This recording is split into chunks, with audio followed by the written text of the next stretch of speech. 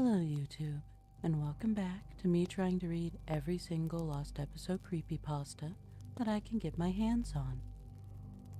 Today, we'll be reading A Mouse in Need.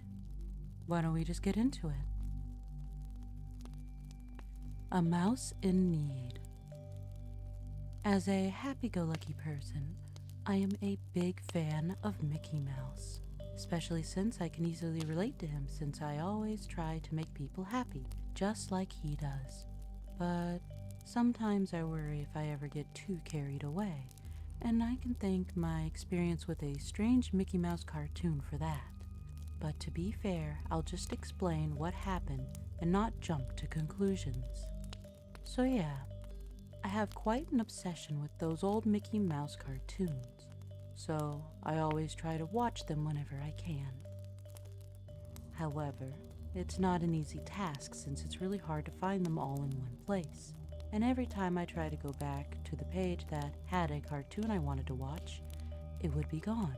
So that's why one day, my friend decided to try to find some Mickey Mouse cartoons online, and then burn them onto a DVD so I didn't have to worry about trying to find them the next time I wanted to watch them. Unfortunately, he was only able to find one cartoon. I was disappointed at first, but when I saw the title of the cartoon, I realized it was one I had never seen before. It was called A Mouse in Need. I was really excited and curious to check out this new cartoon. So my friend downloaded it, burned it onto a DVD, and then gave it to me. I went into the living room and put the DVD into the DVD player. The cartoon opened with Mickey mowing Minnie's lawn.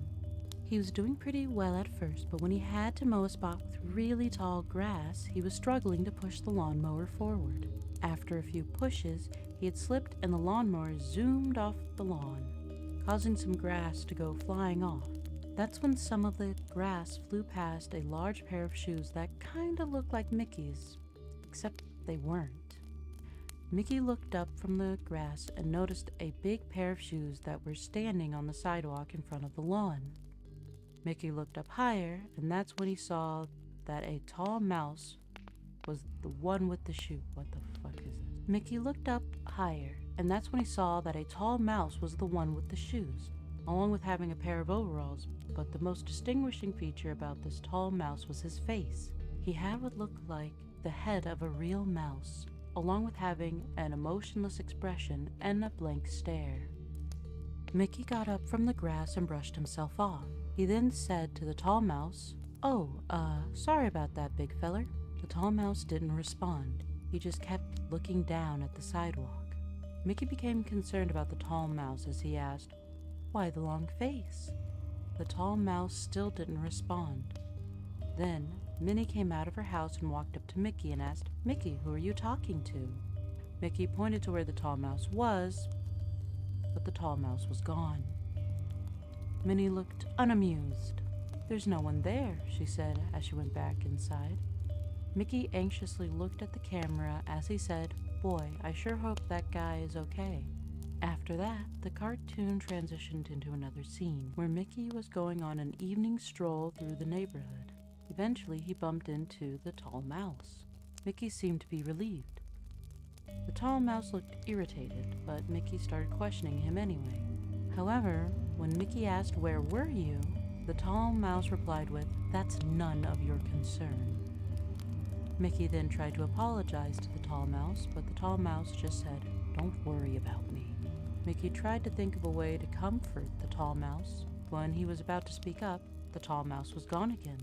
At this point, Mickey was becoming more and more concerned about the tall mouse, to the point where it felt like some kind of strange obsession. Then he got an idea. Mickey looked at the nearby clock tower and saw that the time was 8:37 at night, which was the exact time he bumped into the tall mouse. He figured if he came back at that exact time, he would be able to meet the tall mouse again. So, the next day after he and Minnie had dinner, he told her he was going on an evening stroll. Then, Mickey dashed out of the house and into the neighborhood. He then waited for the time to turn 8:37, and once he did, he anxiously waited for the tall mouse to appear. And sure enough, the tall mouse was there. just walking down the empty street. Mickey followed him and started asking him questions. However, the tall mouse slowly became more angry every time Mickey questioned him. Eventually, his face became very angry as he was on the verge of losing his temper. Finally, when Mickey asked him one more question, the tall mouse completely lost his mind. His eyes and mouth became big. He grew two sharp teeth under his snout and grabbed Mickey by the neck with his giant hands with dagger-like fingers. Mickey tried to get himself loose, but the tall mouse's grip was too strong. Mickey started choking as he kept struggling to get himself free. Eventually, Mickey's eyes turned white and he was on the verge of passing out. He desperately kept trying to escape the tall mouse's strong grip. Unfortunately, it was too late. As Mickey passed out due to a lack of oxygen, the tall mouse let go of Mickey and let his body fall to the ground as he walked away, ending the cartoon. I was confused as to what I had just watched. I mean, how could a cartoon like this be so obscure? I took out the DVD and went to give it back to my friend, but I couldn't find him anywhere in the house. I don't know why he would leave the house without telling me, so I decided to go to his house and ask his parents where he was.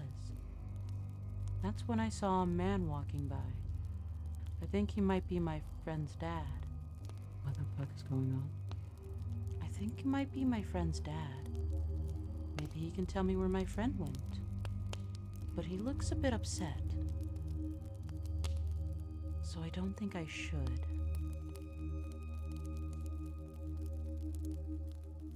And that's the end of the creepypasta.